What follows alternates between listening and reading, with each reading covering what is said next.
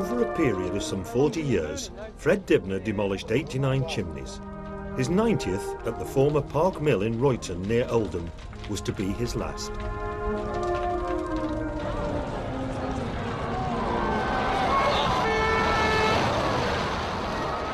It's the end of an era for Royton's textile industry, and for Fred. But being Fred, he's got a new idea. Really, my steeplejacking days are nearly over with. There's not many big chimneys like this left to knock down. They do keep coming, but not quite as frequent. This, of course, will enable me to do lots of things that I've always wanted to do. Like now, after 27 years, my tractor's finished. And I intend doing a grand tour of Great Britain, meeting interesting people who do interesting things.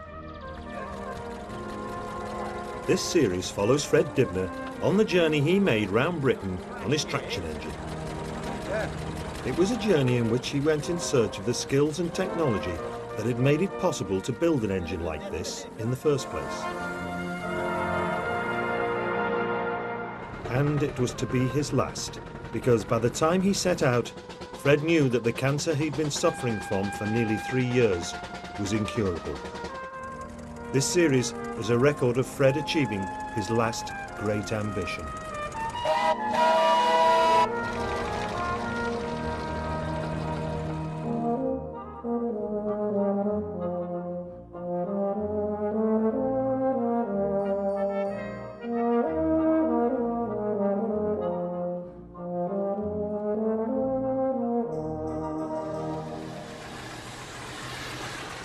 Fred's engine is a 1912 Aveling and Porter convertible tractor. On it he toured the length and breadth of Britain under the power of steam to celebrate the remarkable achievements of the engineers and industrial workers whose endeavours made engines like this possible.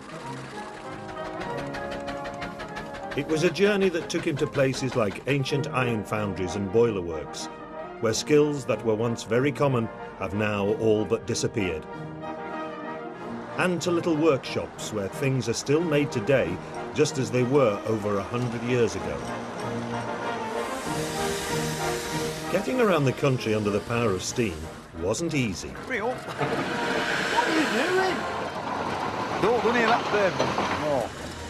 An engine like this wasn't really designed to be driven in modern-day traffic. When these engines were made, the traction engine was basically king of the road. Everything got out of the way of it. As time's gone by, in the modern world, you've got to be on your toes, like, because they don't stop quick, you know. You need a yard or two to stop. A lot of people who own these things don't go on the road. They're scared of actually getting amongst the modern traffic. It was a journey full of ups and downs. But whatever the problems they faced, they made it, and achieved a few notable firsts along the way, like crossing the Forth Road Bridge, the first time this had ever been done by a traction engine under its own steam. The highlight of the tour was a trip to London. Fred had been honoured with an MBE for his services to industrial heritage and broadcasting, and he was going to go to the palace to collect it on the engine. In some ways, this journey is a celebration of finishing off my tractor and Britain's great industrial past. When I bought it about 27 years ago, I didn't really think it'd take as many years as it has done. Why? Oh, I'll give you 2003 for it. Well, we're getting rather near now, aren't we? The original were absolutely rotten, you know, it were all rusty, all the rivets were pointed and all of that. So I started off by making a new boiler barrel. I didn't actually roll the plate, but I did all the riveting, you know, all the hole boring and the rivets. Now we're going to manage you paying for all the bits and pieces. We'll manage. We managed before with that, didn't we? No more holidays. Oh, we've never had any. Fred made nearly all the parts for the engine himself, which is one of the reasons it all took him so long. Everything was going very well, but with 6 rivets to do around where the barrel goes into the throat plate, and a horrible crack appeared in between 4 rivet holes. And of course this has been caused by expanding and contracting in all them years, which meant that we'd got to make a new one, which were quite a feat.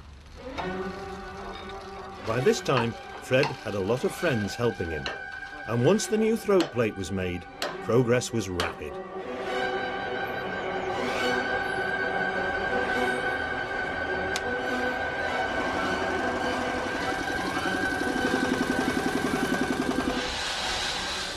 All locomotives and traction engines have all been made by belt-driven machinery. I should imagine they had the first year of disasters. This is fully automatic. There's only one difference between this and the most modern state-of-the-art thing. This works off sticks. The only awkward bit is sawing it up to make it fit in the boiler.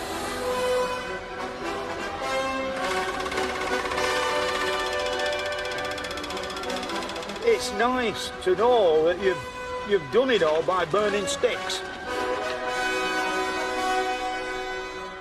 We've got to the undercoat stage, you know. Amongst the friends who helped were Alf Molyneux and Jimmy Crooks, both retired miners. Yeah, it's a lot smoother than it was. There'll not be much room for you in here, Fred, when I'm driving this. You what?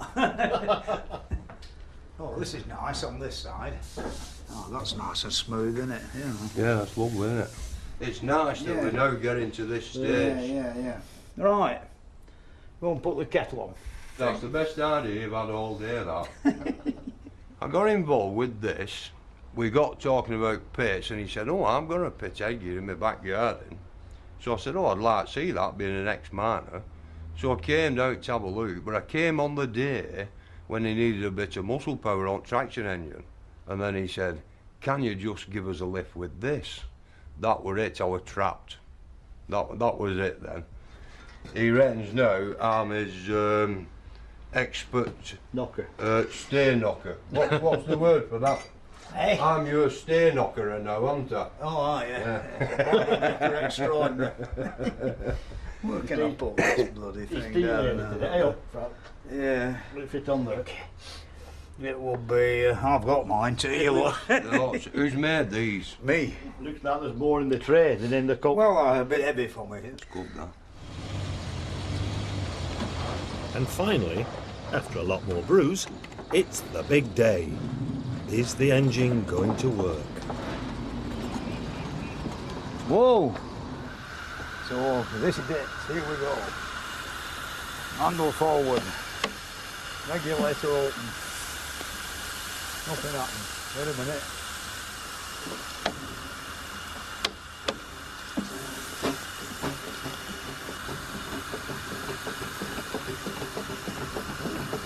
Like a Rolls Royce. 1 or 2 knocks, but nothing terrible, you know. Magic. It's been like a long, hard 27 years, I'll tell you.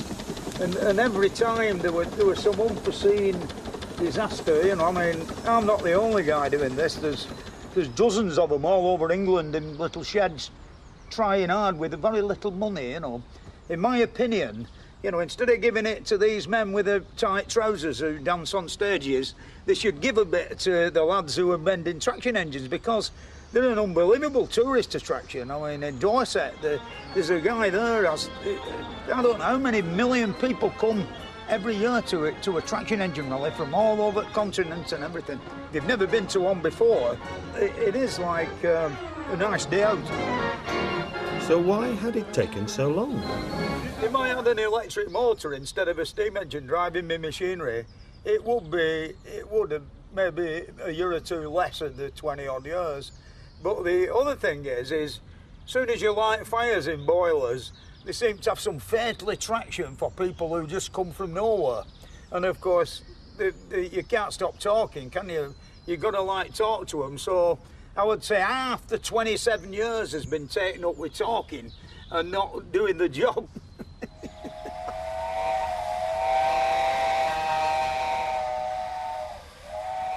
But finally, in spite of all the interruptions, the great day has arrived.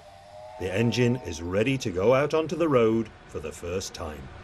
Before we set off on this journey, I want to do a few road tests with it around the local area and visit one or two people who actually helped me with machining and engineering the bits that I couldn't really do myself.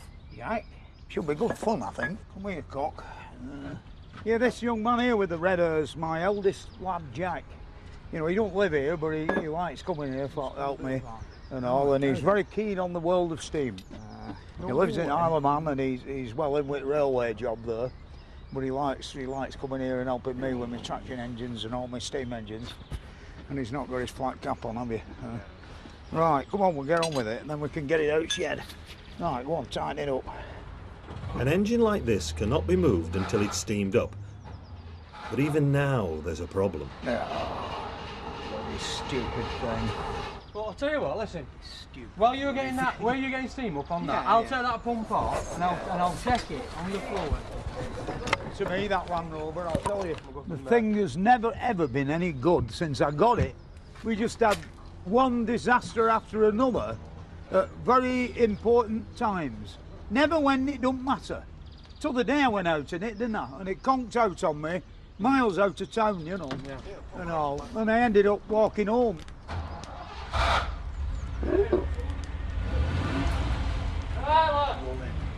But getting a traction engine out on the road isn't like getting your car out of the drive. Take that red thing away and hide it somewhere. There's hours of preparation involved. Being a traction engine driver, really, wasn't an easy business. It wasn't just a matter of climbing on the thing and setting off down the road. I mean, a lot of preparation before the thing even moves. You've got to procure the sticks and an oily rag and get the fire lit, and make sure there's enough water in the boiler. You know, if there's no water in the boiler, you're in trouble.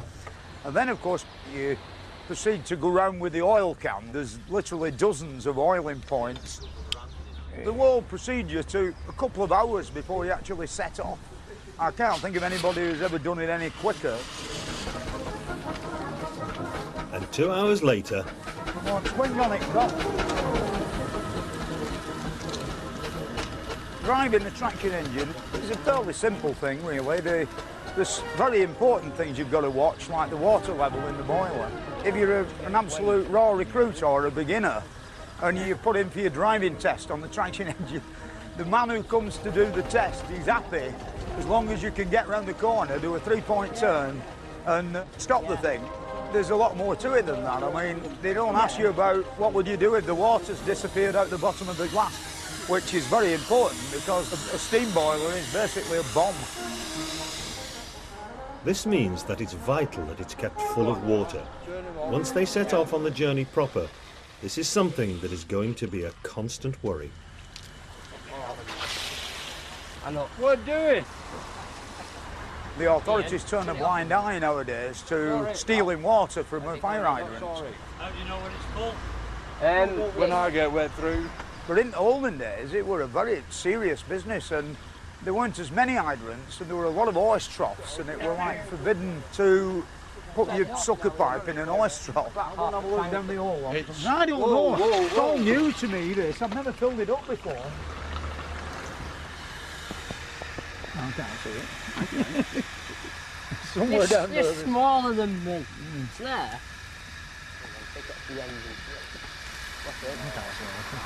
At last, it's ready to set off.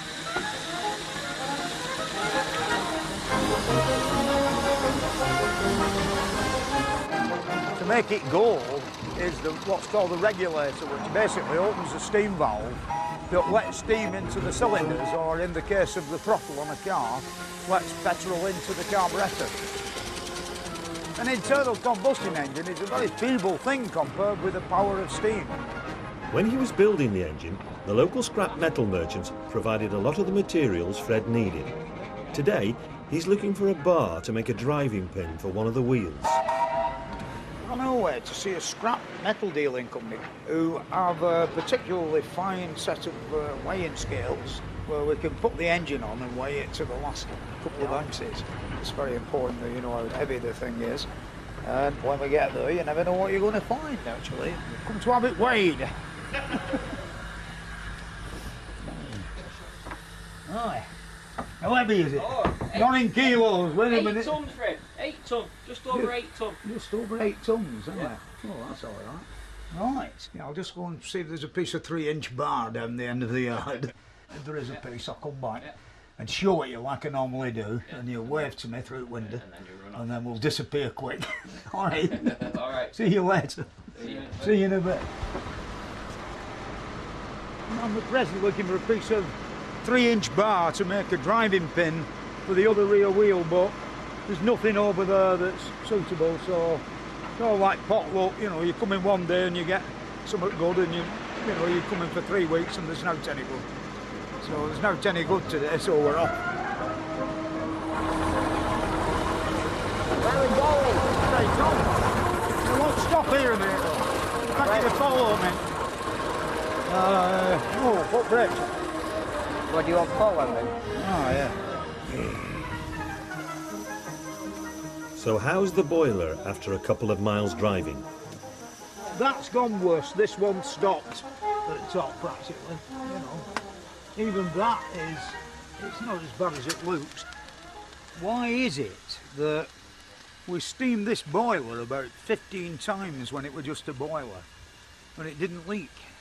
And we put it all together, and now that it's all together, it's picked 3 places to leak what you can't get at. You know, they'll seal up like, but it's really annoying when you think, you know, that we've had it once perfectly steam tight and everything okay. Next stop, the place where Fred got most of the copper and brass for the engine. Brought some of your brass back. And he's still short of some brass nuts. Whoa. Hey. Hey. For a machine? Oh, yeah. Yeah, there's a lot of your brass work. I'll point a few bits out. Right, Fred. Yeah, all the metal that these taps are made out of all come out of this scrapyard. And all the lubricators and the nuts and the metal that these are made out of come from the bellises, yeah. They were like sheet brass, you know, that with black paper stuck on it. And there's a tap round corner, what we get the washing water out of, that's come from here. Even these greasers come out of this scrapyard, you know. Like people throw away stuff that they think is never going to be of any use in the modern world, but people like me can put it to good use in the old world. Fair job, isn't it? Oh, well, it's nearly a new one. Yeah, no doubt, I can see that. There's only that plate and that one and a bit of the back end left of the original boiler, you know, rest is new. We've got a lot of other bits at home that have come from here that we never got round to putting on. Right. Now, all of England jealous of this, see this lorry. It's our secret, you know, collection of jewels and everything splendid, you know. All this steam stuff. Yeah. And I'll go and do the bartering. Yeah.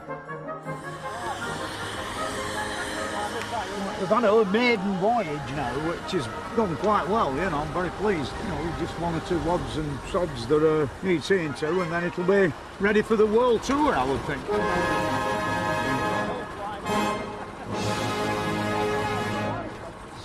Today's been 99% successful. The leaks are a bit worrying, but, you know, it's like, it isn't that serious. A long 27 years, Fred. Well, there were some days I never thought I'd ever see it run. Well, I've done it. It's finished. Well, it's not finished, but it's running.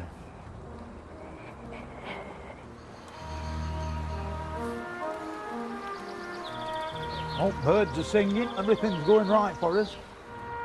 Time now for some last-minute preparations. No living van can go out on the road without a touch of the signwriter's artistry. And there are plenty of little jobs to keep everybody else busy. I'm cleaning smoke tubes out. They get full of soot, and you got to keep them clean, or else you just start losing all your efficiency. And it's one of them jobs you have to do regular. That's all. Yeah. Is there any bristles left on that? No. Eh? That's the last one. Yeah, hey, look at all bristles have come yeah, off. that's the last one. That now. Yeah, all right then. You happy with them? Yeah, we've got our long build, you know, vehicle thing now. So come and give us So a lift put for him back holding up. in Right, position right. while I'm out where the screw holes are. Yeah, Belf, if you and Elf hold it up, I'll mark where we want the holes, and then you take it down there and drill it. I think we need about 8 in here, really, don't we? For make it look somewhat presentable. Wait a minute. How many? Is it horizontal? You mean level? Yeah, level. That's about wait a right, minute. that. Well, I don't know. Hang on. We could really could do with a ruler, couldn't we?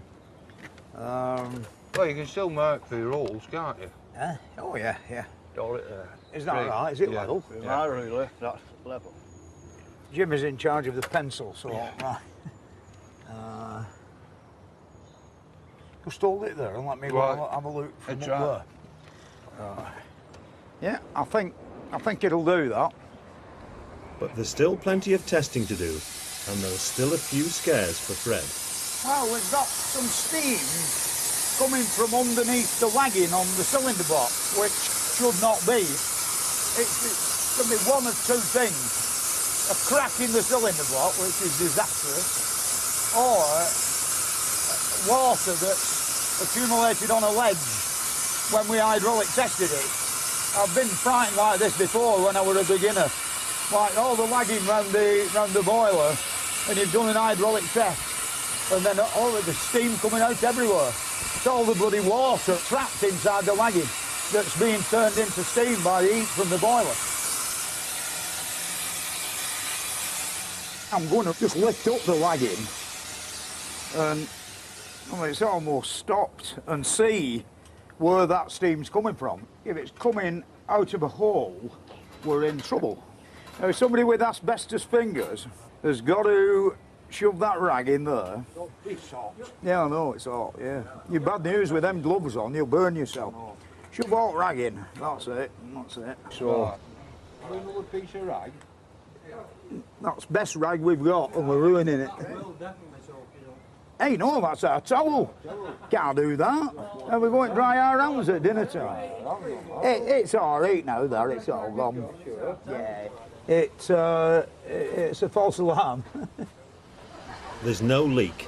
The steam was coming from the water that had accumulated under the boiler. Time for more road tests, and now it's Alf's turn. We've now got it on road, and it's beautiful, and it's an achievement. I've a bit more love involved in this because you've helped to put it together. Not losing any steam, you know. Basically, when you're steaming along the long road, if the roads are good and wide enough and everybody's getting by, you can relax. It's a bit like driving a canal boat. The steering's very similar, you know, a bit this way, a bit that way, but there's no signalling system on it. You've got to hang outside and put your hand out like they did in olden days. On this little trip, Fred's going to a local engineer's where they machined the gears for the engine. The brake up. No, I've not put brake on. I've not quite got used to this yet. Blocked in. I nearly drove it through next door neighbour's fence this morning. It's a credit to you, Fred. Thank you. Mick come and see me over there, you know. Did He's not very free with his admiration words, is he? And he never was. He said it. Well, no, he said it was a good job. What sort of speed do you get out of it, Fred? Well, we've had it up to 12 miles an hour this morning. Really? Yeah, it's quite early at that speed. It's a bit right. Don't stop, you know. With brakes screwed on and everything, it's still going. Yeah, like all this lot here. Brian here did all of this. And on the other side, there's a great big one, you know, the actual worn-out original one still hiding in a corner in this engineering works. Brian machined all to the teeth off, and then we made it a shrink fit, and then we welded it as well, and the shaving off each side and top of teeth, and then we took it to gear cutters who put all the teeth on. That's right. And then the gear cutters went bankrupt, so we can't go there no more. You know that work for Fred for nothing. Yeah. No, I ought paid him, you know. I ought paid you. Yeah. Oh, right. Bad memory, Fred. 2 pints, Yeah. Come on, we'll go and have a look at that wheel. We'll go and dig it out. Oh, them are big lumps, aren't they? Where do them come from? Hey. Sheffield, them are from. Have them been forged? And, yeah. You know, when I think that when I got it, you know, all them years ago, the teeth were all like that on every wheel, you know, sort of thing. They're really sharp, aren't they? Yeah, oh yeah. They must have lost 3/8 of an inch off each side that's worn away. You can tell how many thousands of miles it must have done. This sort of engineering was just too big for Fred to do in his shed. In this modern and advanced age, as they say it is, that we live in, it gets more and more difficult to find people who can actually do work like this. It's incredible, really. I mean, if I had to start again at the beginning, I'd be in trouble. It's the reason we're still here, really. Having these big lanes, the smaller end of the business, we've lost to countries such as Taiwan. Yeah, then we've got one in a shed in backyard. No, they won't fit in your shed, Fred. Yeah, no, yeah. All the people who've helped me and done various bits of machining for me, have nearly all gone this pattern. That's why Fred's aiming to find some of these places before they all disappear. But before they can set out on the grand tour, there's one more hurdle to overcome: the boiler test. Yeah, well, we've got 100 and odd on, and there's the usual, you know, them blobs that were coming out when we hydraulicked it. Yeah, there, see, you know, you can't get at it, you know, sort of thing. We need to make sure it seals up. I would give it a dose at Quaker Oats and what have you, you know, or something like that, and see what happens. Yeah, we're almost up to pressure now. Yeah. But we just have to set the safeties to 150. Yeah. You just get it to feather first, Fred, okay. It's about 145 now, so if you just get it to lift. It come in now. Right, yeah, just leave it that for a second, Fred. Yeah. Fred's adjusting the safety valves so they lift at the correct pressure, about 150 psi. One's sticking a little bit at the moment, so he's having to adjust a bit more than necessary would. But what they'll do first, they'll get them to lift, bring the pressure down below 150, and then we'll raise the pressure again and make sure they're lifted at the correct pressure. Right, yeah, I'm happy with those, Fred, okay. Malcolm's last job is actually to have a look at the front tube plate, see that there's no water fizzing out of it, isn't it? Right. Yeah, you're right. Yeah. There's nothing there, Fred. Oh, you'll melt it. That's okay. Yeah. There's no leaks at all there. And that completes it, really. If you do those small alterations, and you should be all right. I should be able to sign you off. So they're ready for the road, and Alf can't wait to get started. Oh, I'm on this holiday with him. He's invited me to a country with him. That'll be a once in a lifetime opportunity. I'm really looking forward to that. I'm the steersman. I've no doubt he'll show me how to drive the thing properly. Of course, I'll have a running commentary off Fred. I'm really looking forward to that. That'll be something else, that. Really will. Next, they finally managed to set out on their grand tour, but not without a bit of trouble getting the living van out of the drive as they set off for an open cast mine to stock up with the coal they need for their journey.